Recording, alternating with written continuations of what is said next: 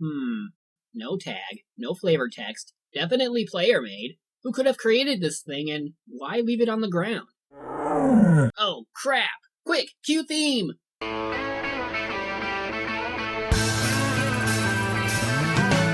No one told you life was gonna be this way.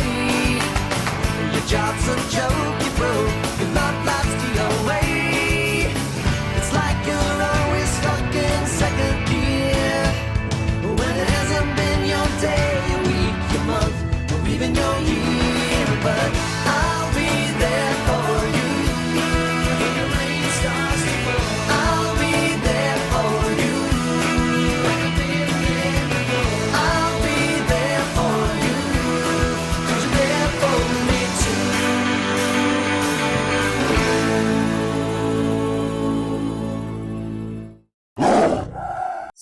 Sorry. Was checking up on something, but it's okay. I'm done for now. Let's just get back on topic, because today we're doing another DreamWorks movie. Not animated this time. MouseHunt. Imagine what would happen if you took Home Alone and mixed it together with a mouse a la Tom and Jerry. This is the film that you would get. And also, this was the first movie Gore Verbinski ever directed. Aside from The Ring, he's mostly made comedy movies, including the Pirates of the Caribbean series, Sans the Fourth, and the more recent film Rango. So I guess I have a bit of faith in him, despite this being his first film and all. So maybe this will shake some of that funk I got from the last movie I reviewed. With that said, let's go catch us a mouse. So the movie begins at a funeral, in which we see our two main characters, Ernie and Lars Muntz, played by Nathan Lane and Lee Evans. They're here for their dead father, Rudolph, played by the late William Hickey. This is both sad and ironic because this was the last film that he starred in before he died. I'm sure it's gray. It's black. Gray. Black. Gray. Black. Fine, it's black. It's the grayest black I've ever seen. That's the way to act during a funeral, by bickering. Can't imagine something happening. Oh, what do you know? I'm sorry, Pop. I'm sorry. Quick, get him out of there. He's halfway to the harbor by now, Bub. Oh, wow. Anyway, their father used to run a factory which manufactures all kinds of string, mostly with yarn. Why string? Because like their father once said, a world without string is chaos. And sadly, even with string, chaos is about to ensue.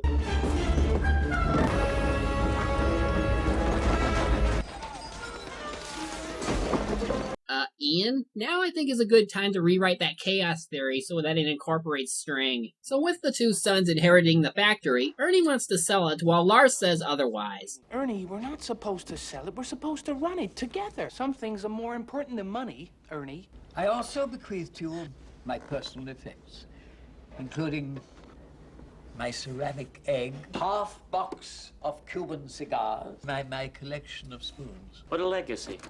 Spoons! Spoons! So many spoons, so little time. Hey, don't mock the spoon. How else are you going to eat your soup once you go bankrupt? They also inherited a house, which isn't worth Ernie's interest, so he decides to leave it at that and head to his restaurant in order to meet the mayor. Welcome to Chez Ernie. What an honor it is to have you. Have you lost a little weight? Shut up! Yeah, it's not so thin at the top.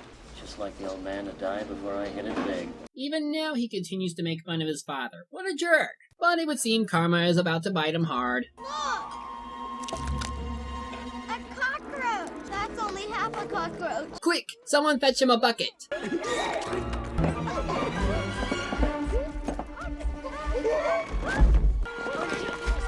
Meanwhile, Lars meets up with representatives from Zepco who want to buy out the factory and modernize it. But Lars refuses, remembering the promise he made to his father. Promise me that you will never sell Schmunz string.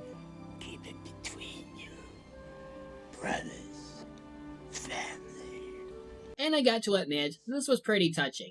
The only problem is that Ernie's a huge asshole, even now. Lars is the only one I feel sorry for at this moment, since he's practically trying to keep family traditions together, but his brother wants none of it. Even worse, his wife dumps him after hearing about the turndown. Son's name was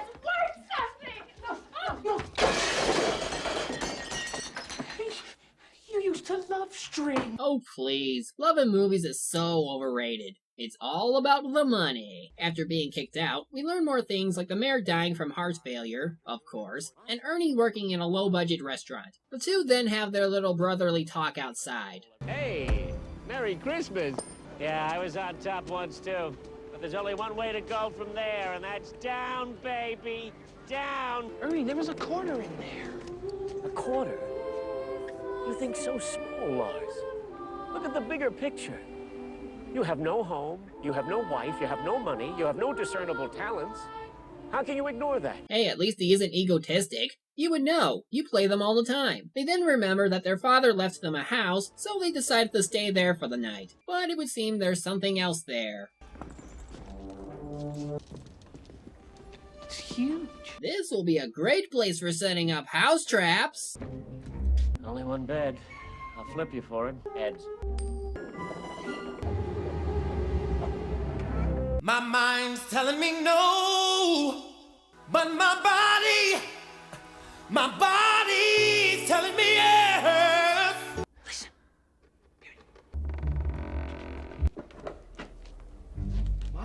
Do you like waffles?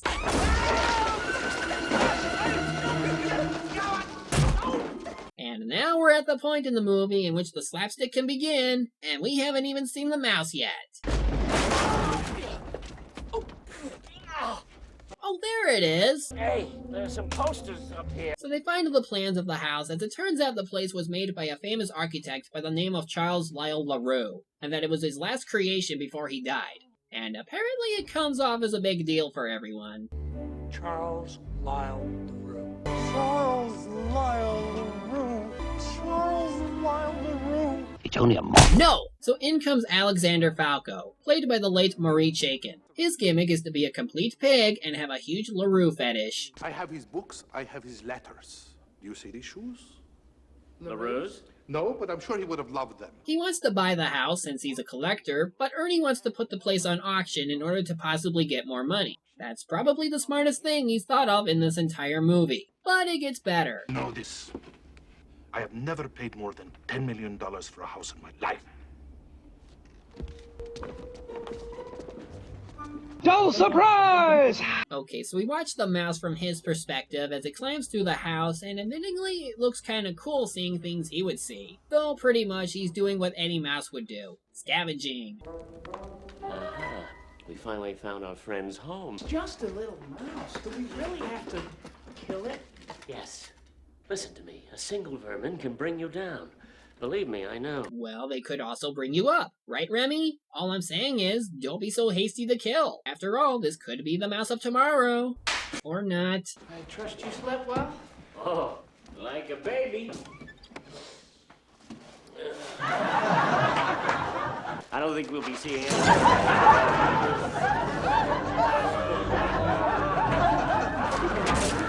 Ladies and gentlemen, the slapstick has officially begun. Ernie's armed with a broomstick, but what will Lars counter with?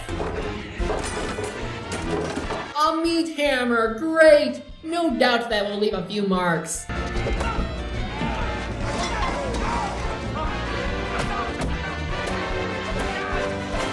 Ooh, that's gotta hurt. Careful.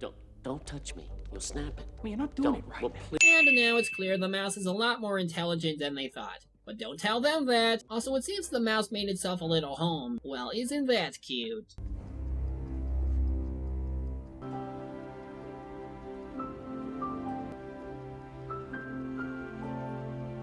You know, the good thing about a mouse protagonist is that you forget about the things that make them, well, annoying. They can be quite cute after all. But of course, because of the renovations being done, his home will slowly be destroyed around him. Suddenly we're on his side apparently.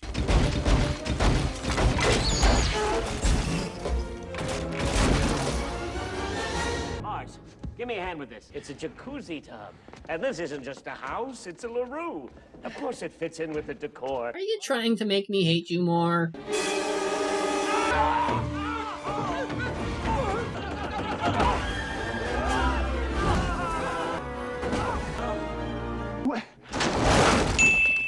So it's back to the mousetraps. But guess what? They can't get out of the room and...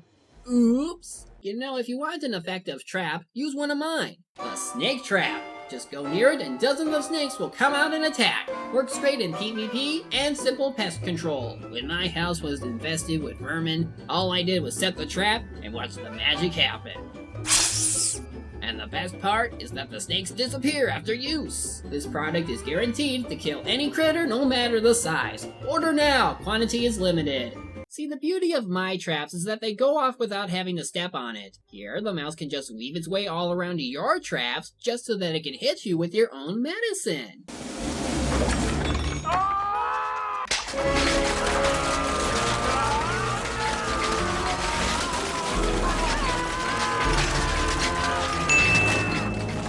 Yes! Yes! Oh, it looks like he's pulling the vacuum out.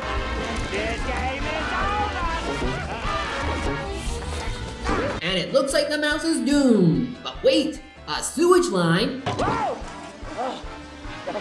Ah, of course. He's somehow making them suck sewage. This could get messy.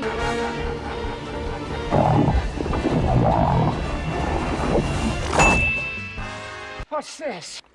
We're foreclosing on your house. You've quit paying your mortgage. How long do we have? 1 week from, 5 days ago. That's 2 days! Don't you think that's kind of unfair to post a foreclosure 2 days before it's due? I mean, you barely get enough time to look for pennies. So they head to the pound, and I'm afraid I know exactly what this means. Oh boy. He doesn't have that killer instinct. You fiend. What are you planning to do with such a sweet, sweet kitten? Explain yourself! Find the one you want and I'll spay or neuter it myself. Well, these are all kittens. Seriously? Seriously? This is what I'm talking about, people! Hollywood hates cats so much that they resort to making facilities in which they're abused and or brainwashed, while the dogs are just sitting on their butts, laughing their tails off. It's just a huge slap to the face when you have to consider the cuteness from kittens being taken away from corporate casuals. It's just, ugh, Hollywood!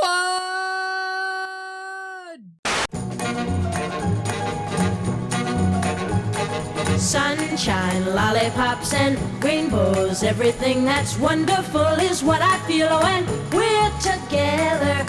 Anyway, Ernie and Lars are about to adopt a cat by the name of Catzilla, who is apparently so ferocious it had to be confined in a box all its life. Poor little Catzilla. You want a home, don't you? You want to get out of here. Where you're gonna have to kill for it. Lars, you're supposed to be sympathetic. What are you doing saying things like that? Whatever, let's just get this skit over with. You sure that's not Kong in there?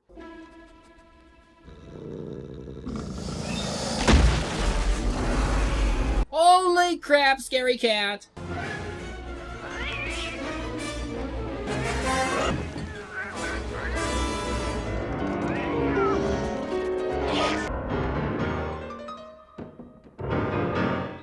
While this is going on, Ernie and Lars try to find a way to get the money for the house. Lars ends up getting the workers on strike, while Ernie finds out about Zepco being here, and how selling the factory can get them the money. As for the mouse, he simply does what Jerry would do in a desperate situation.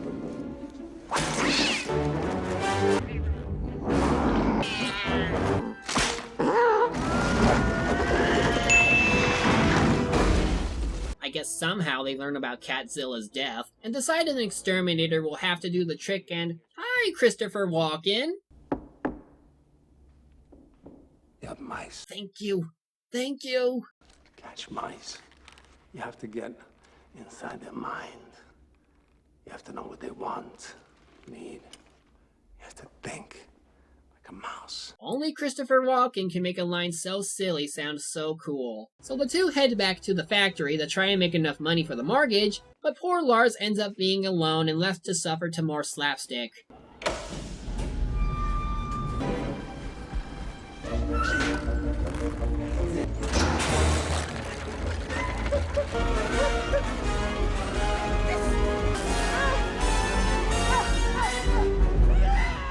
Meanwhile, Ernie tries to get in touch with Zepco, and it goes as well as you'd think.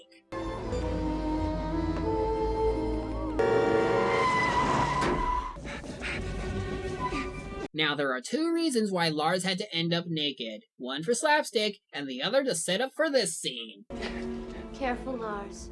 You might catch a cold. You look like you could use some warming up. I'd buy that for $1. Back with Walken the Ghostbuster. Back to bed and squeak secret. $100,000. Experiencing malfunction. Plasma screen.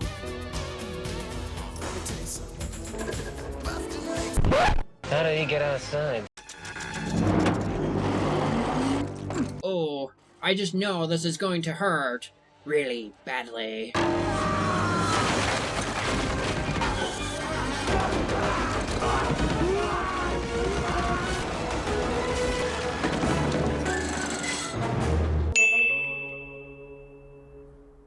Of course, because eating crap once wasn't enough.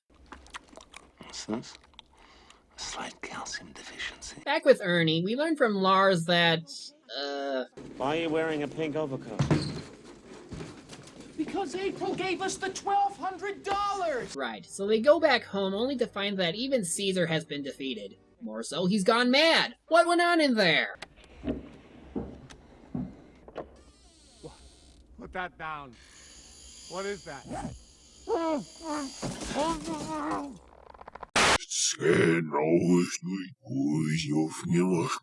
I don't think we're dealing with an ordinary mouse. No, you think?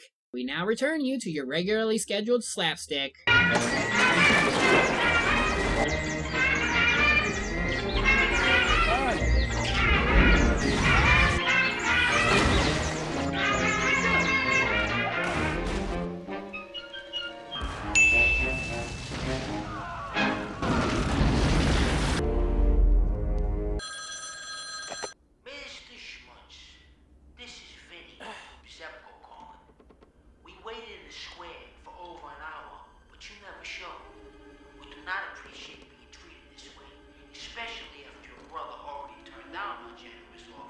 And 3, 2, 1. Betrayed by my own brother. Betrayal? Don't talk to me about betrayal. You should have told me about that offer. You can't leave well enough alone, can you? You ruined everything. Me? You blame me for this. Well, look. You blew a hole in the floor. I wonder how I'm going to explain to everyone how I couldn't find a good joke for this scene. God, I wish I watched more television. But I still wanted his approval. I didn't leave Lars. I was cast out. There you go again. Blaming everything else but yourself. Well, you can't cook. I hate you. And I hate you. Not as much as I hate you. Give it to me then. Go ahead. Wait, so after failing to kill the mouse in all sorts of ways, you end up knocking it out with one orange? Wow, that is so cheap. What the hell are you waiting for? I can't just hit him with a shovel. Why not? Well, look at him. He's pathetic. Give me that. I can't!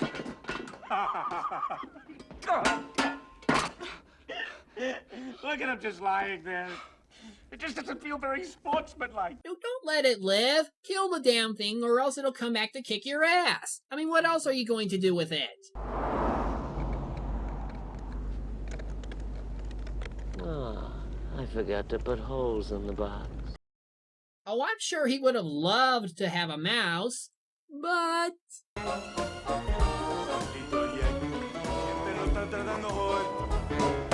So Ernie and Lars restore the house at long last, and they have a huge party in time for the auction. They have a moment over the lucky string piece before getting another fat man joke from Alexander. I tell you what, you call off the auction now, and I will write you a check for $10 million. As insanely generous as that is, I have to decline, but I do appreciate your thoughtful concern. Oh my god! He turned down money! And that's the highest he could get right now! Also, the devil spawn is back.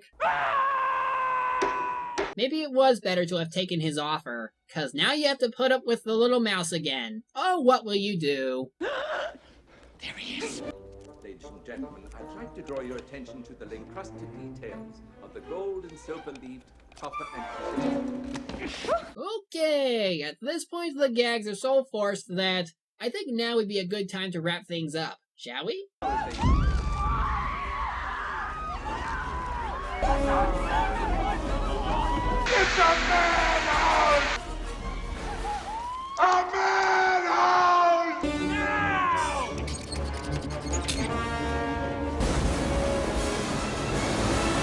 This is getting intense. Will Ernie and Lars get the auction done and win the money? Or will tragedy strike again? Find out in the next few seconds.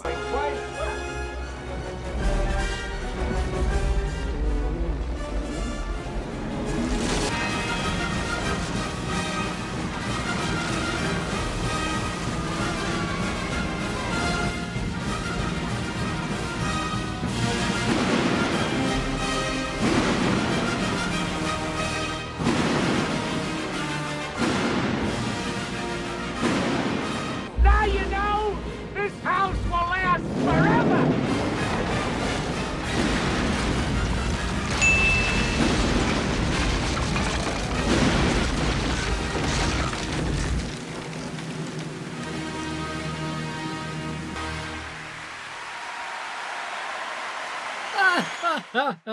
Congratulations to everyone who guessed the ladder. You've been wonderful, movie. Truly wonderful. So with the house in ruins, the only thing left to do is to return to the factory to grieve. However, the place turns on as the mouse apparently is doing something special.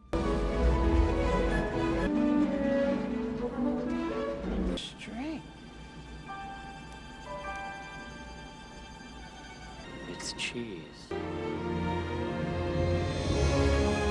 Yep, they suddenly become a string cheese factory. After all the hell they went through, in the end, they turned out pretty good. I've also got a great idea for a caviar brie swirl and a peanut butter and jelly provolone for the kids.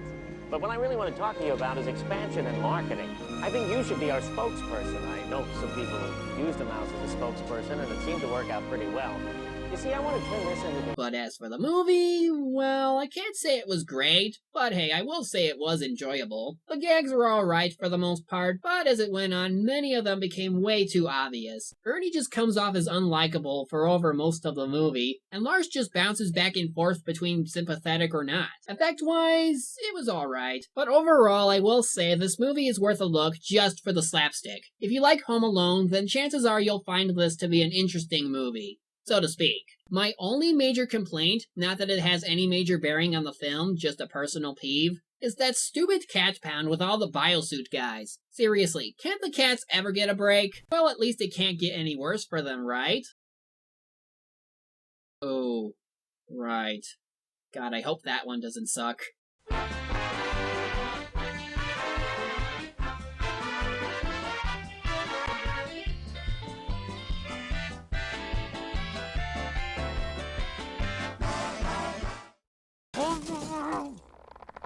That tickles. Ah!